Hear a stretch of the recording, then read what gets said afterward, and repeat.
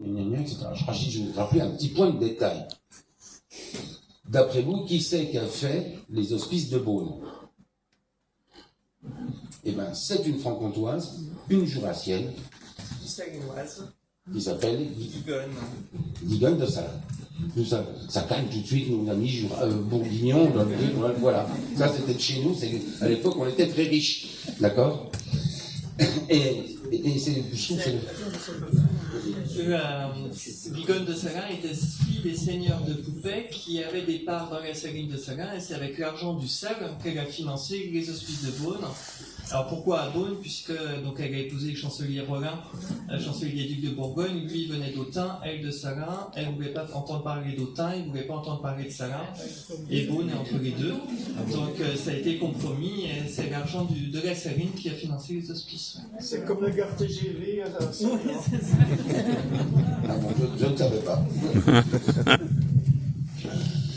Et on a fait notre fleur de sel, qui est comme notre produit premier. Aujourd'hui, on est distribué dans 1, 2, 3 macarons Michelin chez des grands chefs. On est le jeune Didier Garin qui est présent, traiteur du pays de Montbéliard, bien connu, grand pâtissier qui travaille nos produits. Ça me fait plaisir qu'il soit venu aujourd'hui.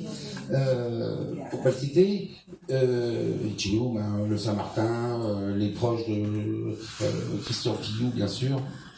Et d'autres, on est en Bourgogne aussi, on va être bientôt encore en Bourgogne, on risque d'être bientôt à Paris, j'ai un meilleur billet de France. Ça avance dans la direction de la gastronomie, d'où ça va bien donner une belle image pour notre belle région et pour Salins-les-Bains, parce que ça permet aussi de communiquer aujourd'hui. On est quand même au 4e reportage, on a fait 2 France 2, on a fait 2 France 3, pardon, et il y a peut-être des fins d'ici dans quelques mois qui risquent de nous arriver. Et l'Est républicain entier. Non, ça, je n'ai pas cité. Excusez-moi. Et aujourd'hui, alors, cette fleur de sel, cette basique, toute blanche, etc., et c'est vraiment, et vous allez voir tout à l'heure, c'est tout à fait naturel, on ne touche à rien. Et on a décidé de faire 3 variétés de sel parfumés. D'où 3 grandes familles, on a fait ce qu'on appelle les 10 originaux. On a fait les sels aromatisés pour la Franche-Comté et la Bourgogne. Ce n'est pas que du marketing, c'est aussi donner l'image de notre réunification. On est d'accord ou pas d'accord, Bourgogne-Franche-Comté, c'est égal, c'est fait, on y va, on avance sur ça. Et pour la Franche-Comté, bien sûr, on a aussi la capacité de faire des sels si on y arrive. On n'arrive pas à chaque fois, je vous donnerai quelques échecs tout à l'heure. On n'arrive pas toujours. Par exemple, on a fait une fleur de sel pour le 100e anniversaire du territoire de Belfort. En ramenant le territoire de Belfort, moi je pense ballon d'Alsace, je pense sapin, d'accord, d'où on a fait un bourgeon de sapin, d'où d'ici peu de temps, j'ai un patient, on va ramasser nous-mêmes nos bourgeons de sapin, d'accord, on n'achète pas du bourgeon de sapin. Attention, on ne va pas non plus n'importe où chercher nos bourgeons de sapin, on a une autorisation de 70 hectares sur le territoire de Belfort, dans les contreforts du ballon d'Alsace, mais on est soumis à autorisation, c'est totalement interdit d'aller cueillir des bourgeons de sapin comme ça, il faut le savoir. Sur un terrain qui nous appartient, bien sûr, il n'y a pas de souci. Mais quand le terrain nous appartient, on ne va pas chercher, parce que sinon, et on prend habituellement 3-4 bourgeons sur chaque arbre, d'où on n'est pas invasif, hein, ça c'est bien évident. Tout ça, c'était pour le 100e anniversaire qu'on a fait, donc on va continuer, ça c'est sympa. L'odeur du bourgeon de sapin, je ne sais pas si vous le sentez, mais il y a un côté un petit peu citronné, etc. Et ça, c'est vraiment agréable. Très bien sur un poisson, même sur une viande blanche, sur une crudité, ça va être très très bien. On ne pouvait pas faire autrement que faire vin jaune. D'accord, on est à la percée il n'y a pas si longtemps. Alors, c'est pas si prégnant que ça, vous voyez ce que je veux dire, on n'a pas le goût, il faut être honnête, vous voyez ce que je veux dire, c'est quand même assez léger. Après, on a fait bien sûr pour la saucisse de Montbéliard et la Morteau et toutes nos salaisons, un sel fumé, d'où là aussi à l'épicéa. On n'est pas parti sur du lait, d'où c'est un petit peu plus fort. On a fait aussi, bien sûr, de la griotine. Griotine, Kirsch de Fougerolles, l'AOC, dernière AOC en alcool blanc français, il faut le savoir. Hein, c'est quand même aussi une belle réussite pour notre région. Au départ, je voulais faire que la griotine donne une couleur un petit peu désagréable, un rouge pas beau. Oui, vraiment pas beau. Tout ça, on a laissé tomber. Donc, malgré tout, on travaille avec de la griotine qu'on va travailler sécher. À chaque fois, on travaille le produit, d'où on va sécher nos grillotines, qui sont un produit qui sont sucrés au départ, d'où le séchage est bien assez long, d'où c'est du séchage au four. Après, c'est mixé, on rajoute un petit peu de kirsch à la fin. J'en vous en ai dit 3. Merci. Alors, Maurice, c'est un peu anecdotique parce que la Maurice, je l'ai mis chez les bourguignons parce que j'avais pas de problème, il me manquait un cinquième pour eux. Mais c'est vrai que Maurice, ça a vraiment du sens. D'où j'ai dit kirsch. Merci. L'absinthe. Alors, l'absinthe, j'ai aussi encore une autre petite anecdote parce que le jeune homme qui est à ma gauche, là, un beau jour, je l'appelle, on se voit à un marché du soir, je dis tiens, je recherche de l'absinthe. J'avais rencontré un Jurassien, mais il fallait que j'aille la chercher, l'absinthe, qui est tout près de Salins-les-Bains, ça m'arrangeait pas, j'en ai eu un petit peu. Et puis j'appelle Pascal, un peu par hasard, on s'en retrouve. Pascal, j'y cherche de l'absinthe. Et puis la chance, chez Pascal, juste à côté de lui, il y a un champ d'absinthe, sauvage. Ma première absinthe, elle vient de chez Pascal. D'où absinthe, l'absinthe aussi, on a aussi une image qui va nous donner l'absinthe, le côté, l'alcool, etc. L'absinthe va vous emmener plutôt de l'amertume quand on n'utilise que de l'absinthe. Ce qui n'a rien à voir avec ce qu'on peut imaginer quand on boit de l'absinthe, c'est pas du tout ça. D'où on a quelque chose d'un petit peu amer. Là, il faut faire attention parce qu'il ne va pas falloir trop en mettre, c'est loin d'être agréable. D'où on met de l'absinthe en séché et on met aussi un petit peu d'alcool d'absinthe qui va donner un petit peu le côté un petit peu anisé. Voilà pour la Franche-Comté.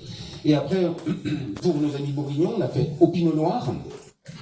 Au pinot noir, pour rappeler le vin rouge, bien sûr. On a fait aussi cassis et bourgeon de cassis. On a fait moutarde de chez Fallot. D'où là, on fait dessécher la moutarde à l'ancienne, etc. Pourquoi j'ai pris Fallot? Parce que c'est quand même des gens qui ont un certain nombre de valeurs et mes cuisiniers de France, ça fait partie un petit peu de notre credo. C'est attention, c'est de dire pourquoi les prendre, parce que eux, ils arrivent, ils ont relancé la production de moutarde française. On a tous entendu parler à l'époque de la Covid, on trouvait plus de moutarde, etc. Je vous cache pas qu'on n'a jamais été, enfin chez Fallot, c'est parce qu'on était clients, on n'a jamais eu de problème de moutarde à la maison. Pour un coup. On ne leur vendait pas, on ne faisait pas de contrebande, non, c'est pas ça. Après, vous avez Marc de Bourgogne, aussi, pour ramener un petit peu sur leur alcool. J'ai fait morire, et j'ai demandé à Valérie, il m'en manque un, qui ne va pas m'aider. Calme. Et elle ne le sait plus non plus, il m'en manque un, je vous le dirai.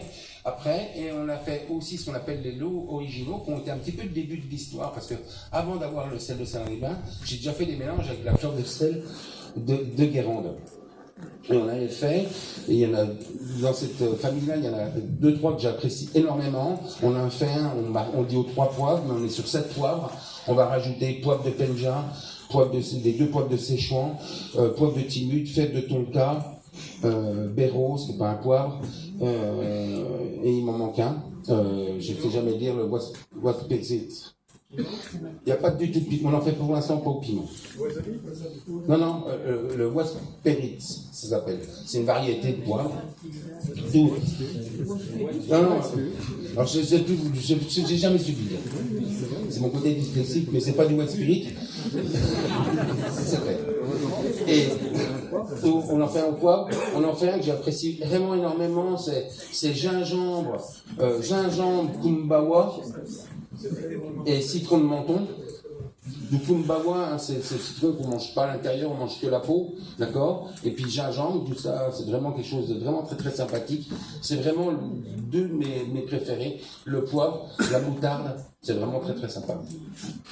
D'où on est pour l'instant là-dessus. On a quelques projets de développement, mais on partira plutôt sur l'année fin de l'année 2023. Je peux déjà le dire, hein, on en fera une à la truffe. On ne fera que la truffe de Bourgogne. Notre cocoyote sont à la truffe de Bourgogne. Tellement compliqué aujourd'hui, le réchauffement climatique emmène ça. Il est quasiment plus facile d'aller avoir la tuber melanosporum que la tuber incinatum. Pour une raison simple, c'est qu'aujourd'hui, vis-à-vis du réchauffement, même en Franche-Comté, on trouve dite la truffe, qui était normalement du sud-ouest. Donc le vrai changement, il est là aussi. On s'en aperçoit même sur des produits comme ça. Très mauvaise année, donc ça part quand même déjà mal aussi pour cette année. Année de sécheresse, d'où il y a eu très très peu de truffes. Au pinot noir, je l'ai déjà dit. Si je l'ai dit, pinot noir, sûr. Sûr. Et voilà, d'où on a fait toutes ces sortes de sels, d'où c'est des sels je dirais que le sel, et je reviens là-dessus, le sel c'est un produit où on en a vraiment besoin. Et il y a quelque chose à dire, le sel de Saint-Lévin a un autre avantage qui est pour moi énorme. On dit, attention, il faut manger de moins en moins de sel. Je l'entends. Sans sel, il n'y a pas de vie. Hein. Le corps humain a moins de 300 grammes de sel dans le corps humain. Il ne faut quand même pas l'oublier. Trop de sel te fait mourir.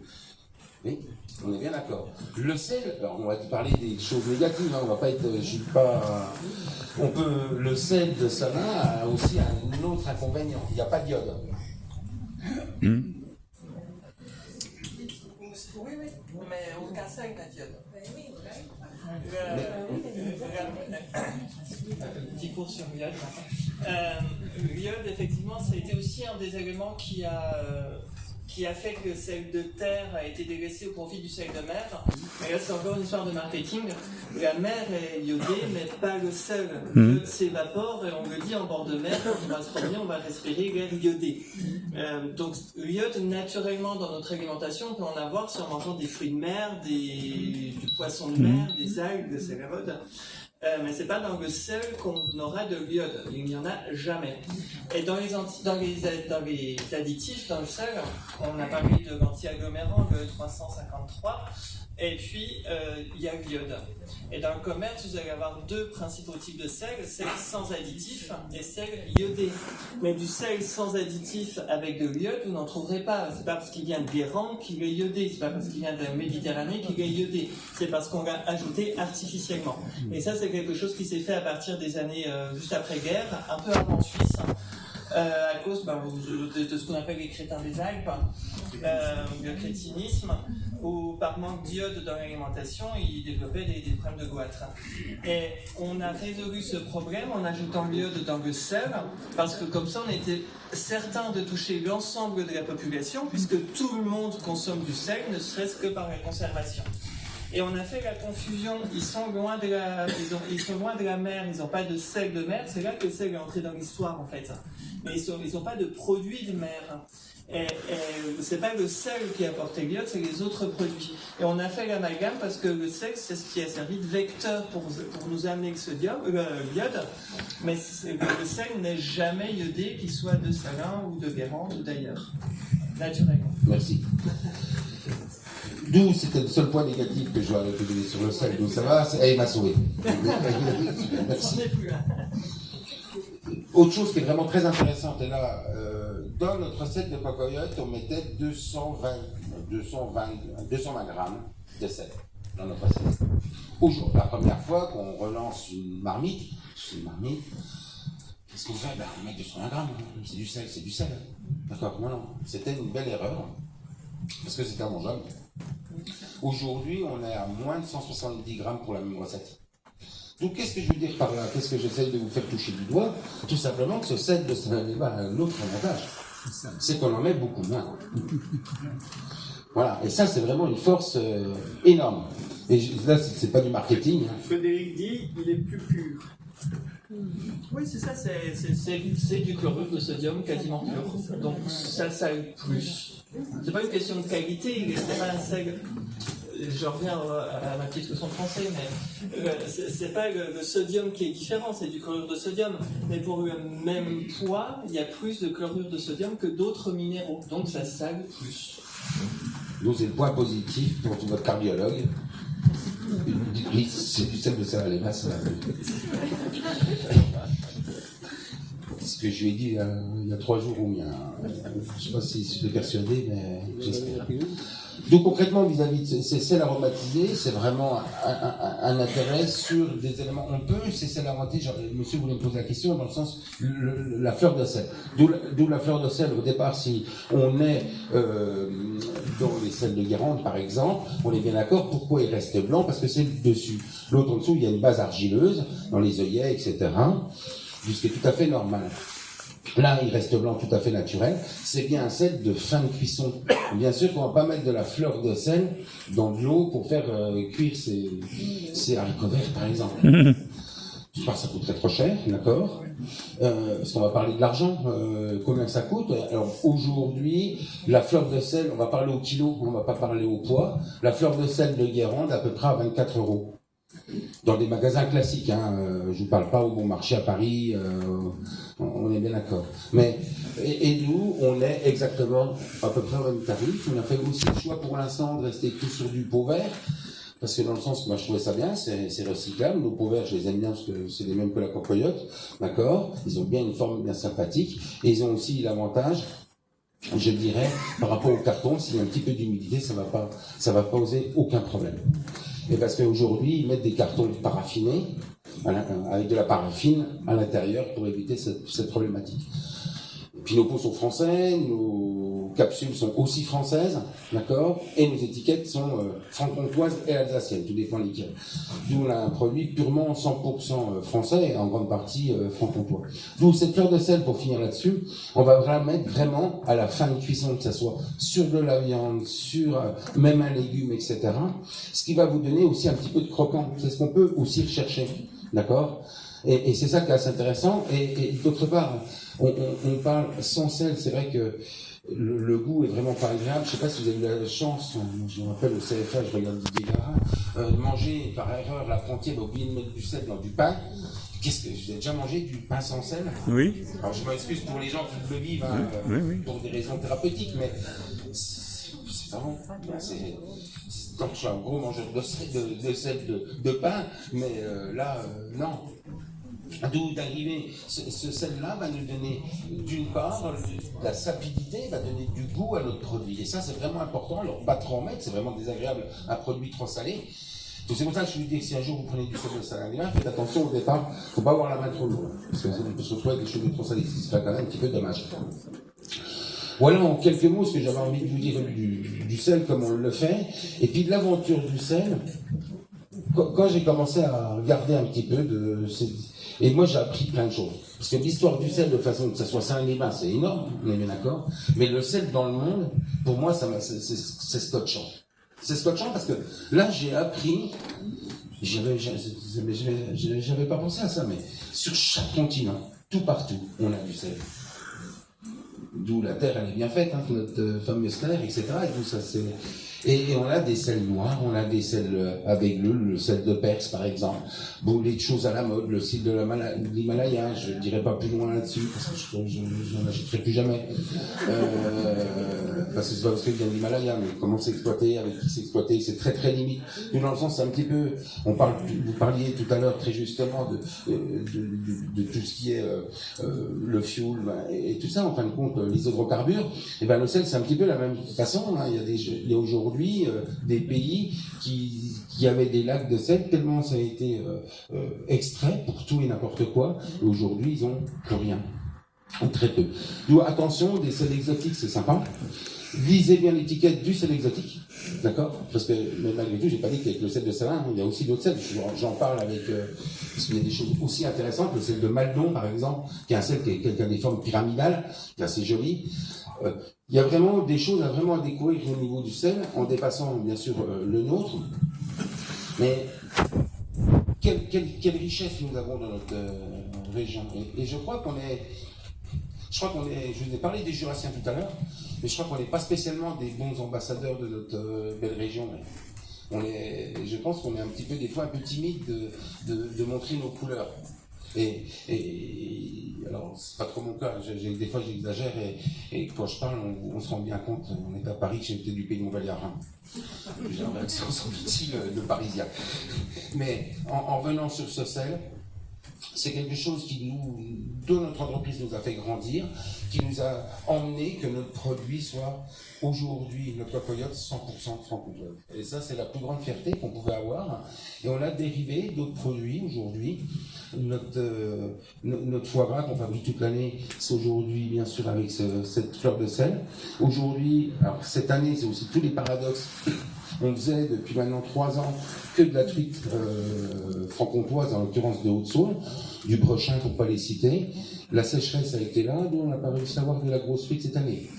D'où on s'est relancé ici, je dois avoir de la grosse truite qui venait de l'ouest de la France. Et ben j'ai pris l'option, je ne connaissais pas l'élevage, parce que c'est un super élevage, je vous invite à aller faire un tour au Brechin, c'est juste à côté de Fauconnier-la-Mer. Vraiment une pisciculture en eau libre. Et là, aujourd'hui, on a fait du saumon label rouge écossais, parce qu'il y a un certain nombre de valeurs, c'est fait normalement correctement. Et on a fait l'eau de sel, le saumon gravlax, etc. On le fait aujourd'hui avec notre sel.